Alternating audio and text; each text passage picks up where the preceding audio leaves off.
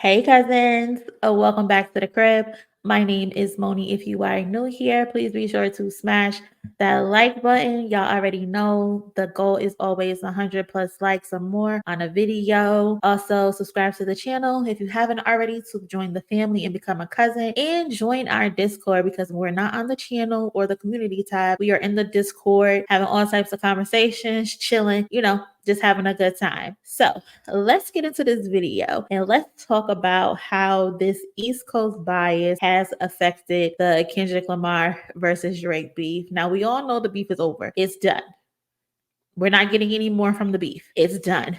But since the beef has been over, a lot of people who were acting weird throughout the beefs with their commentary, they're slowly but surely being exposed for why they said certain things. So if y'all remember, back when the battle between Kendrick Lamar and Drake first kicked off, or before it actually kicked off in full, Fat Joe had made headlines because he got on his platform and declared that the battle between Drake and Kendrick was over because Kendrick Lamar was taking too long to respond, y'all.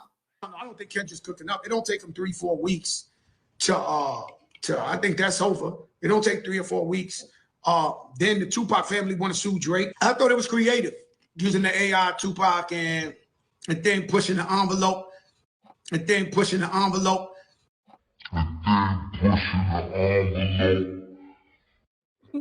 He calls that mess pushing the envelope.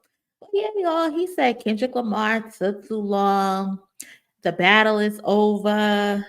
Mind y'all, Kendrick took less time than Drake did to respond to like that. But that's another story for another day because for some odd reason in all of this, Kendrick Lamar hasn't been afforded the same luxuries that Drake and J. Cole seem to be afforded throughout this entire battle and the aftermath. And recently, also, Fat Joe did a sit down interview with Shannon Sharp where he spoke on the Super Bowl. He starts the interview by saying he's about positivity, Fat Joe. He says he's about positivity and notes that Kendrick is the hottest guy in 2024, but he would have legitimately liked to see Wayne, Nicki, Drake, the Hot Boys, and a Cash Money halftime. Let's get into that clip real quick.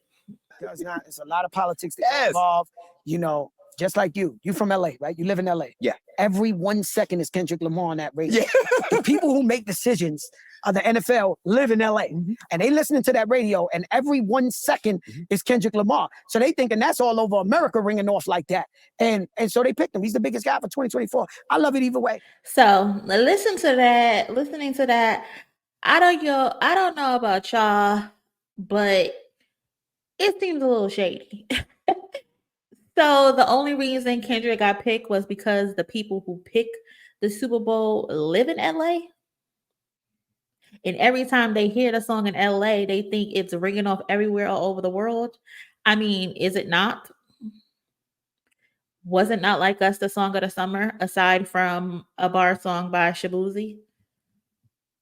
Is Kendrick Lamar not the hottest rapper and artist in the world right now? I don't know. Maybe I'm reaching. Maybe I'm digging a little too deep in it. I don't know, but I feel like it's shade. Every time Fat Joe has a comment on Kendrick Lamar, it's like shade and it's championing somebody else. I don't know. Maybe I'm reaching. It just doesn't sound to me like you love it, although you say you did. It sounds like you're making excuses outside of the obvious as to why he was picked and rightfully picked. Every time to me, Fat Joe speaks on Kendrick, he's championing someone else. You declared him the loser before the beef because he didn't respond fast enough. And again, he responded quicker than Drake did to like that. And you, for some reason, would rather a Cash Money Lil Wayne Super Bowl. It seems like a lot of y'all would prefer a Lil Wayne Super Bowl, but none of you seem to sell out his current tour that he's on. Or the last time I checked, none of his tour dates were sold out. But now it's all making sense to me why your comments have seemed shady when it comes to Kendrick.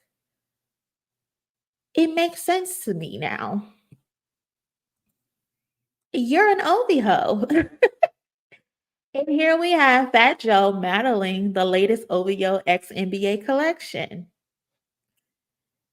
What Drake said on that song?